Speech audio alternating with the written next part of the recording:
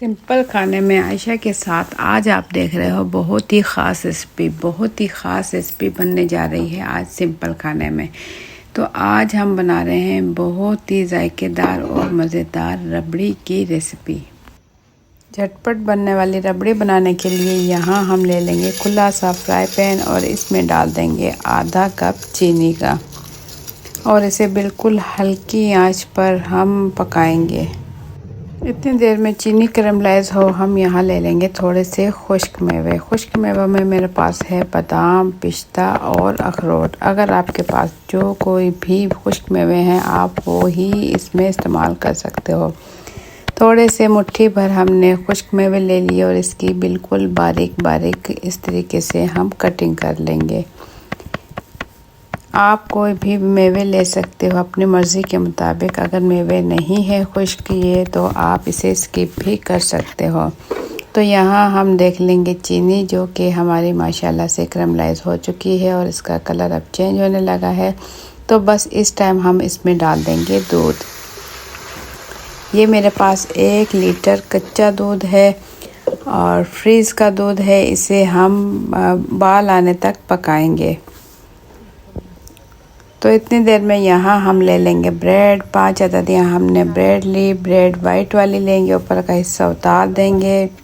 5 bread لینے کے بعد اس کی ہم کٹنگ کر لیں گے، کناریوں کی کٹنگ کر لیں گے۔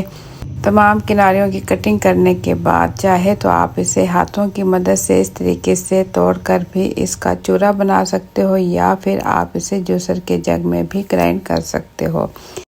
بال جیسے ہی اچھے سے آ جائیں اسے 4 سے 5 منٹ ابال دلائیں گے، اور اس کے بعد اس میں ڈال دیں گے بریڈ، جو کہ بریڈ کا ہم نے چورا کر لیا تھا۔ 5 عدد ہم نے بریڈ کے پیس لیے اور اس کا چورا کرنے کے بعد اس کے اندر ڈال دیں گے، اور میڈیم فلیم پر اس ٹائم ہم اسے پکا رہے ہیں۔ اس میں مسلسل چمچ چلاتے رہیں گے۔ 3 سے 4 منٹ تک تقریباً ہم اسے پکائیں گے گاڑھا ہونے تک، تاکہ یہ گاڑھا ہو جائے۔ میڈیم فلیم پر ہم اسے پکائیں گے۔ تو اس میں ڈال دیں گے تھوڑی سی سبز الائچی، 1/4 ٹی اسپون سبز پیسی ہوئی الائچی ڈال دیں گے۔ بہترین ذائقے اور خوشبو کے لیے ہم اس میں الائچی ڈال چکے ہیں۔ تو ماشاءاللہ سے یہاں دیکھیں ربڑی ہماری جو ہے بالکل تیار ہو چکی ہے، گاڑھی ہو چکی ہے۔ تو بس اس ٹائم ہم اس کا چولہا بند کر دیں گے اور اسے ہم ٹھنڈا کر لیں گے۔ باریک کٹے ہوئے پستے اور بادام اس کے اوپر ڈال دیں گے اور اسے ٹھنڈا کر لیں گے۔ ٹھنڈا کرنے کے بعد اسے ہم نکال لیں گے پیالیوں میں، اور اسے آپ مزید مزیدار اور ذائقے دار بنا کر کھانا چاہتے ہو تو آپ اسے فریز کر لیں، ٹھنڈا کر لیں۔ بہت اچھا سا ٹھنڈا کرنے کے بعد اسے آپ انجوائے کر سکتے ہو۔ سمپل کھانے میں یہ ریسپی کیسی لگی اپنا فیڈ بیک کمنٹس کے ذریعے ضرور دیں۔ چینل پر نیو ہیں تو سبسکرائب کر لیں۔ ویڈیو پسند آئے تو ایک پیارا سا لائک اور ایک پیارا سا کمنٹ کر دیں۔ ویڈیو اپنی فیملی اور فرینڈ کے ساتھ ضرور شیئر کیجیے گا، اور کمنٹس میں ضرور بتائیے گا آپ میری ویڈیو کس ملک یا کس شہر سے دیکھ رہے ہو۔